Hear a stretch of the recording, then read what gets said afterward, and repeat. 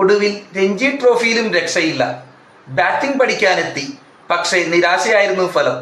പറഞ്ഞു വരുന്നത് വേറെ ആരെക്കുറിച്ചുമല്ല, ചില ഇന്ത്യൻ സൂപ്പർ താരങ്ങളെ കുറിച്ചാണ്. പ്രത്യേകിച്ചും ചാമ്പ്യൻസ് ട്രോഫിയിലേക്ക് തിരഞ്ഞെടുക്കപ്പെട്ട വൈറ്റ് ബോൾ ക്രിക്കറ്റിന്റെ കുലപതികൾ എന്ന് വിശേഷിപ്പിക്കാവുന്ന മിന്നും താരങ്ങൾ, ഇന്ത്യയുടെ മിന്നും സൂപ്പർ താരങ്ങളെ കുറിച്ചാണ്.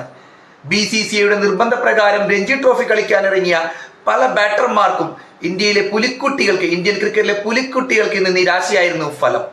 അത് നമുക്കൊന്ന് നോക്കിയാലോ ചങ്ങാതിമാരെ. അതിനു മുമ്പേ കഴിയുമെങ്കിൽ ഈ ചാനൽ ഒന്ന് സബ്സ്ക്രൈബ് ചെയ്യുക. വീഡിയോയിൽ തെറ്റുകളും കുറ്റങ്ങളും ഒക്കെ ഉണ്ടാകാം, അതൊക്കെ ഒന്ന് ക്ഷമിക്കുക.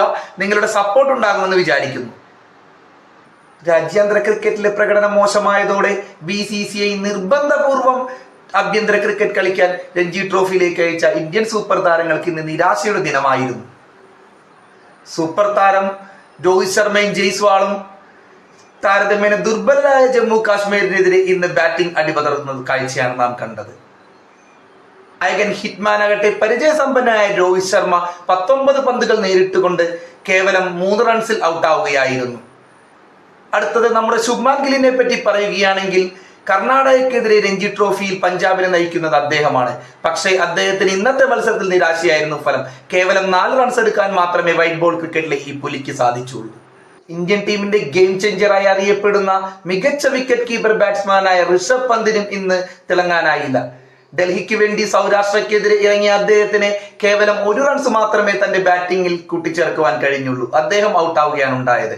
കുറച്ചെങ്കിലും ഭേദപ്പെട്ട പ്രകടനം നടത്തിയത് ഇന്ത്യൻ ഓൾറൗണ്ടർ രവീന്ദ്ര ജഡേജയാണ്. അദ്ദേഹം തന്റെ 5 വിക്കറ്റ് പ്രകടനമെങ്കിലും നടത്തുവാൻ സാധിച്ചു. ചാമ്പ്യൻസ് ട്രോഫിക്ക് തിരഞ്ഞെടുത്ത ഈ സൂപ്പർ താരങ്ങൾ രഞ്ജി ട്രോഫിയിൽ ഇത്തരത്തിലുള്ള പ്രകടനം കാഴ്ചവെക്കുന്നത് ആരാധകരെ നിരാശപ്പെടുത്തുകയാണ്. ഇന്ത്യക്ക് ചാമ്പ്യൻസ് ട്രോഫി നേടിത്തരുമെന്ന് തീർച്ചയായും വിശ്വസിക്കുന്ന, ഇത്തവണ ചാമ്പ്യൻസ് ട്രോഫി ഇന്ത്യയിലേക്ക് കൊണ്ടുവരുമെന്ന് വിശ്വസിക്കുന്ന രോഹിത് ശർമ്മയും കൂട്ടരും പെർഫോം ചെയ്യാത്തത് ആരാധകരെ നിരാശരാക്കുന്നുണ്ട്. ഏതായാലും അടുത്ത മത്സരത്തിലെങ്കിലും രോഹിത് ശർമ്മയ്ക്കും കൂട്ടർക്കും ആഭ്യന്തര മത്സരമായ രഞ്ജി ട്രോഫിയിലെങ്കിലും കൃത്യമായി തിളങ്ങാൻ കഴിയട്ടെ, മികച്ച ഫോമിലേക്ക് അവർ എത്തട്ടെ എന്ന് ആശംസിച്ചുകൊണ്ട് നിർത്തുന്നു. നിങ്ങളുടെ അഭിപ്രായം ഈ വീഡിയോയുടെ താഴെ കമന്റ് ബോക്സിൽ പങ്കുവയ്ക്കുക. എല്ലാവരും സബ്സ്ക്രിപ്ഷൻ ഒന്ന് ഓർക്കുക. ചെറിയ തെറ്റുകുറ്റങ്ങൾ ഉണ്ടാകും, സബ്സ്ക്രിപ്ഷൻ ചെയ്യാൻ ഒന്ന് ശ്രമിക്കുക.